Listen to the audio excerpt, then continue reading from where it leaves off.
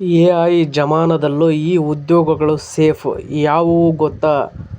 ಈ ವಿಡಿಯೋದಲ್ಲಿ ಈ ಮಾಹಿತಿಯ ಬಗ್ಗೆ ಸಂಪೂರ್ಣವಾಗಿ ತಿಳಿದುಕೊಳ್ಳೋಣ. ಮಿಸ್ ಮಾಡದೆ ಈ ವಿಡಿಯೋವನ್ನು ನೋಡಿ ಮತ್ತು ನಿಮಗೆ ಯಾವ ಉದ್ಯೋಗದ ಬಗ್ಗೆ ಮಾಹಿತಿ ಬೇಕು ಎಂಬುದನ್ನು ಕಮೆಂಟ್ ಬಾಕ್ಸ್ನಲ್ಲಿ ತಿಳಿಸಿ. ಹಾಗೆ ಈ ವಿಡಿಯೋ ಇಷ್ಟವಾದರೆ ಸಬ್ಸ್ಕ್ರೈಬ್ ಮಾಡಿ.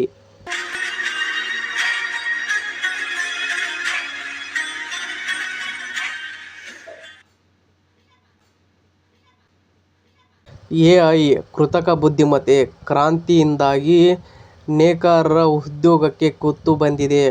ಆದರೆ ಎ.ಐ ಎಷ್ಟೇ ಮುಂದುವರಿದರೂ ಮುಂದಿನ ಹಲವು ದಶಕಗಳ ಕಾಲ ಸುರಕ್ಷಿತವಾಗಿರುವ ಕೆಲವು ಉದ್ಯೋಗಗಳಿವೆ. ಅವುಗಳ ಬಗ್ಗೆ ಇಲ್ಲಿವೆ ಮಾಹಿತಿ. ಅವುಗಳ ಬಗ್ಗೆ ಮಾಹಿತಿ ತಿಳಿದುಕೊಳ್ಳುವುದಾದರೆ, ಮುಂದಿನ 100 ವರ್ಷಗಳ ಕಾಲ 100% ಭದ್ರತೆ. ಕೃತಕ ಬುದ್ಧಿಮತ್ತೆ ಬಂದ ಮೇಲೆ ಉದ್ಯೋಗ ಭದ್ರತೆ ಅನ್ನೋದು ಮಾಯವಾಗಿದೆ.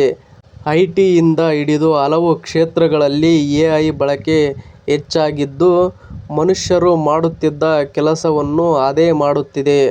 ಇದರಿಂದಾಗಿ ಸಣ್ಣ ಸ್ಟಾರ್ಟ್ಅಪ್ಗಳಿಂದ ಹಿಡಿದು ದೊಡ್ಡ ಕಂಪನಿಗಳವರೆಗೆ ಉದ್ಯೋಗ ಕಡಿತ ಮಾಡುತ್ತಿವೆ. ಆದರೆ ಎ.ಐ ಎಷ್ಟೇ ವೇಗವಾಗಿ ಬೆಳೆದರೂ ಕೆಲವು ಉದ್ಯೋಗಗಳನ್ನು ಮುಟ್ಟಲು ಸಾಧ್ಯವಿಲ್ಲ. ಮುಂದಿನ 100 ವರ್ಷಗಳ ಕಾಲ 100% ಭದ್ರತೆ ಇರುವ ಆ ಉದ್ಯೋಗಗಳ ಬಗ್ಗೆ ಇಲ್ಲಿ ತಿಳಿಯೋಣ ಬನ್ನಿ. ವೆಲ್ಡರ್ ಅಥವಾ ಪ್ಲಂಬರ್ ಉದ್ಯೋಗ. ಈಗ ಎಲ್ಲೆಲ್ಲೂ ಕೃತಕ ಬುದ್ಧಿಮತ್ತೆದೇ ಮಾತು. ಚಾಟ್ ಜಿಪಿಟಿ, ಜೆಮಿನಿಯಂತಹ ಟೂಲ್ಗಳಿಂದಾಗಿ ಸಾಫ್ಟ್ವೇರ್ ಇಂಜಿನಿಯರ್ಗಳಿಂದ ಹಿಡಿದು ಕಂಟೆಂಟ್ ರೈಟರ್ಗಳವರೆಗೆ ನನ್ನ ಕೆಲಸ ಹೋಗುತ್ತಾ ಎಂಬ ಭಯದಲ್ಲಿದ್ದಾರೆ.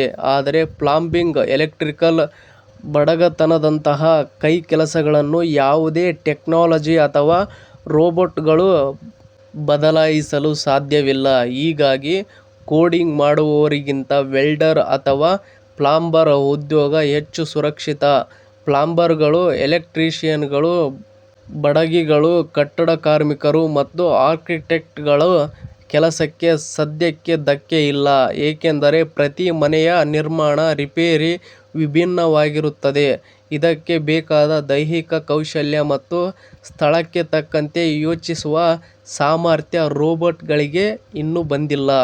ಇನ್ನು ನೆಕ್ಸ್ಟ್ ನಾವು ನೋಡುವುದಾದರೆ, ಸಂಸ್ಥೆಗಳನ್ನು ಮುನ್ನಡೆಸುವ ಜವಾಬ್ದಾರಿಗಳಲ್ಲಿ ಎ.ಐ ಕೇವಲ ಡೇಟಾ ನೀಡಬಲ್ಲದು, ಆದರೆ ನಿರ್ಧಾರಗಳನ್ನು ತೆಗೆದುಕೊಳ್ಳಲು ಸಾಧ್ಯವಿಲ್ಲ. ಸಿ.ಇ.ಒಗಳು ಮತ್ತು ಬಿಸಿನೆಸ್ ಲೀಡರ್ಗಳ ಬಗ್ಗೆ ನೋಡುವುದಾದರೆ, ಒಂದು ಸಂಸ್ಥೆಯ ಭವಿಷ್ಯದ ಯೋಜನೆ, ಸಂಸ್ಕೃತಿ ಮತ್ತು ಮಾನವ ಸಂಪನ್ಮೂಲಗಳನ್ನು ನಿರ್ವಹಿಸಲು ನಾಯಕತ್ವದ ಗುಣಗಳು ಅತ್ಯಗತ್ಯವಾಗಿರುತ್ತದೆ. ಇನ್ನು ರಾಜಕೀಯ ನಾಯಕರು ಮತ್ತು ನೀತಿ ನಿರೂಪಕರ ಬಗ್ಗೆ ನೋಡುವುದಾದರೆ, ಕಾನೂನುಗಳನ್ನು ರೂಪಿಸಲು, ಜನರ ಭಾವನೆಗಳನ್ನು ಅರ್ಥಮಾಡಿಕೊಂಡು ಯೋಜನೆಗಳನ್ನು ಜಾರಿಗೊಳಿಸಲು ಸಾಮಾಜಿಕ ತಿಳುವಳಿಕೆ ಬೇಕು. ಹೀಗಾಗಿ ತಂತ್ರಜ್ಞಾನ ಎಷ್ಟೇ ಮುಂದುವರಿದರೂ ಮನುಷ್ಯರೇ ಆಡಳಿತಗಾರರಾಗಿರುತ್ತಾರೆ. ಯಂತ್ರಗಳು ಸರ್ಕಾರವನ್ನು ನಡೆಸಲು ಸಾಧ್ಯವಿಲ್ಲ. ಇನ್ನು ನೆಕ್ಸ್ಟ್ ನಾವು ನೋಡುವುದಾದರೆ, ಇನ್ನು ಶಿಕ್ಷಣ ಕ್ಷೇತ್ರ. ಶಿಕ್ಷಕರು ಮತ್ತು ಪ್ರಾಧ್ಯಾಪಕರ ಬಗ್ಗೆ ನೋಡುವುದಾದರೆ, ಎ.ಐ ಒಂದು ಪಾಠವನ್ನು ಹೇಳಿಕೊಡಬಹುದು. ಆದರೆ ವಿದ್ಯಾರ್ಥಿಯ ವೈಯಕ್ತಿಕ ಪ್ರತಿಭೆಯನ್ನು ಗುರುತಿಸಿ ಅವನನ್ನು ಪ್ರೋತ್ಸಾಹಿಸಿ ಮತ್ತು ಶಿಸ್ತು ಕಲಿಸುವ ಗುರು ಆಗಲು ಸಾಧ್ಯವಿಲ್ಲ. ಇನ್ನು ಸ್ಪೋರ್ಟ್ಸ್ ಕೋಚ್ಗಳ ಬಗ್ಗೆ ನೋಡುವುದಾದರೆ, ಕ್ರೀಡಾಪಟುಗಳ ದೈಹಿಕ ಮತ್ತು ಮಾನಸಿಕ ಸ್ಥಿತಿಯನ್ನು ಅರಿತು ಅವರನ್ನು ಉತ್ತೇಜಿಸಿ ಗೆಲ್ಲುವಂತೆ ಮಾಡುವ ಕಲೆ ಮನುಷ್ಯರಿಗೆ ಮಾತ್ರ ಸಾಧ್ಯ.